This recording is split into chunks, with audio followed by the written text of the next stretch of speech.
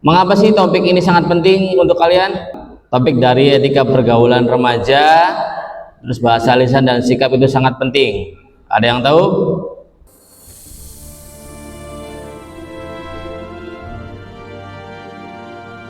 Ya, jangan sampai salah.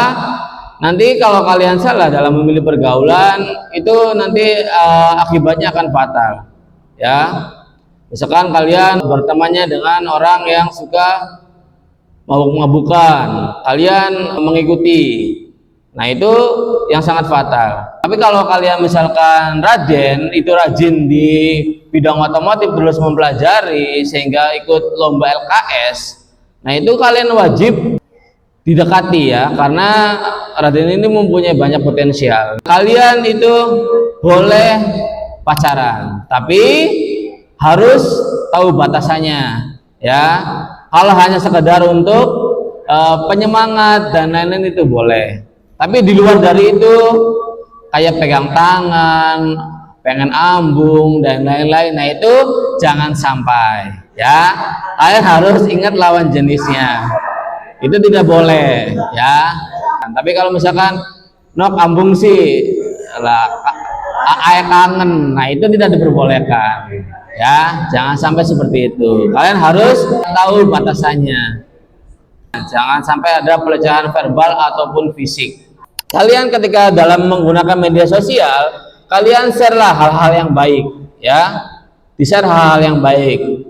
Contoh misalkan kalian bisa mendapatkan prestasi di sekolahnya atau di kelas, nah kalian boleh diunggah di status ya.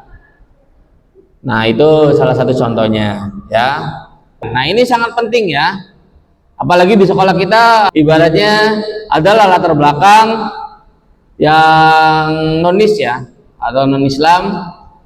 Itu juga kalian harus bisa menghargai perbedaan ya. Misalkan contohnya biasanya adalah salah satu siswa kita kelas 11 ya, itu agamanya nonis, tapi kamu disuruh sholat Jumat, nah itu tidak diperbolehkan ya, karena itu nonis. Kalian harus toleransi tinggi ya. Kalau dia ibaratnya Kristen, tidak disuruh sholat Jumat, ya udah tidak apa-apa, karena bukan agama kita. Jangan sampai bagian menghormati melu-melu baik, sementing mana ninjero ya. Nah itu tidak, jangan sampai seperti itu. Kalian harus menghormati. Jadi teman-teman di sini harus bisa menerapkan 4 aspek tersebut. Yang pertama apa tadi? Memilih teman yang baik atau positif ya. Yang kedua, menjaga batas pergaulan lewat lawan jenis ya. Yang ketiga, etika di media sosial. Dan yang keempat, menghargai perbedaan. Kalian gunakan kata terima kasih. Misalkan contohnya Raden dikasih barang nih Den, buat kamu barangnya. Nah kalian jangan lupa mengucap terima kasih. Nah terima kasihnya juga kalian harus senyum, harus baik-baik. Terima kasih Bapak. Jangan sampai nanti terima kasih. Nah itu jangan sampai seperti itu ya. Kalimatnya sama tapi nanti maknanya itu berbeda ya. Jadi kalian harus anggun ya, harus hormat, biar adem dilihatnya. Assalamualaikum Pak, udah makan belum Pak? Selamat pagi, selamat siang. Nah itu enak. Tapi kalau kalian misalkan dalam pengucapannya selamat pagi Pak, mendibai sih Pak, ini Pak, nah itu perbuatan yang salah. Nah harus dirubah ya. Misalkan Mas Tian nggak berangkat sekolahnya, Mas Tian kamu kemana aja sih nggak berangkat sekolahnya? Nah itu udah enak didengarnya. Misalkan Tian sudah mau mendibai ngorong mangkat, kita repotan sekolah segala macam. Nah itu harus kalian dibedakan ya dalam bahasanya. Itu harus kalian tadi baru sampaikan, harus mempunyai rasa yang sopan santun dan hormat. Gosip dan fitnah itu jangan sampai terucap, terutama yang sering ngumpi. Biasanya sering ngumpi itu ngobrolin mantan, bacakan karokan karo kita mau orang makanin wonge. Nah itu kalian jangan sampai seperti itu. Kalau kalian ibaratnya gosipnya baik, itu tidak jadi masalah ya. Kalian membicarakan hal-hal yang bagus itu tidak jadi masalah. Nah, kalau gosip yang baik itu contohnya misalkan Raden Parul ngerumpi sama Mas Dian sama Devida, ngerumpi masalah ngobrol tentang Raden. Cara Devida Pak, Raden lobong emang kanan segala macam, tapi disangklak atau disanggah oleh Mas Dian. Dep, Raden tuh bukan seperti itu orangnya, tapi Raden tuh orangnya baik, ganteng, lembut. Nah itu gosipnya seperti itu, biar enak didengarnya. Jangan sampai apa sih kira-kira. Nah itu yang nanti yang bisa menimbulkan dosa. Ya, kalian lisannya harus dijaga, harus tahu batas pengucapannya. Nah, ya kalau kalian ibaratnya asal ngomong nanti dari radanya mendengar, nanti itu bisa bikin penyakit hati ya. Jangan sampai seperti itu. Dalam menggunakan bahasa yang positif yang baik ini, kalian harus terus-menerus memotivasi teman kalian ya. Misalkan jarang berangkat, contoh nih Raden jarang berangkat, nah kalian terus memotivasi, jangan ibaratnya menjelek-jelekan, apalagi kalian iri lah, Pak masa sih bocah kan pernah mangkat, kita mangkat baik tapi nilainya sing gede luwi orang mangkat.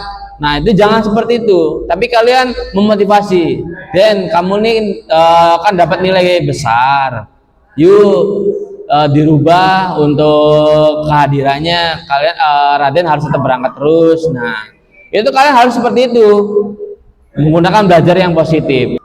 Jangan sampai kalian dalam mengerjakan, Pak bocah kan kebodoh tapi nilainya gede, kita sing ibaratnya wong pinter tapi nilainya cilik. Nah itu perbuatan yang salah juga. Ketika ada yang menerangkan itu didengarkan ya, apalagi baru kasih contoh di dalam kelas. Ketika kalian melakukan presentasi di dalam kelas, kalian menjelaskan materi tentang A, B, C, D dan lainnya.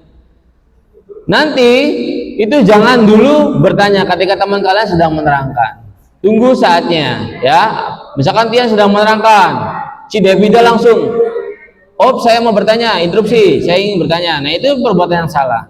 Tapi selesaikan terlebih dahulu untuk kegiatan presentasinya. Setelah selesai didengarkan, nah kalian baru beri pendapat. Silakan kalian interupsi.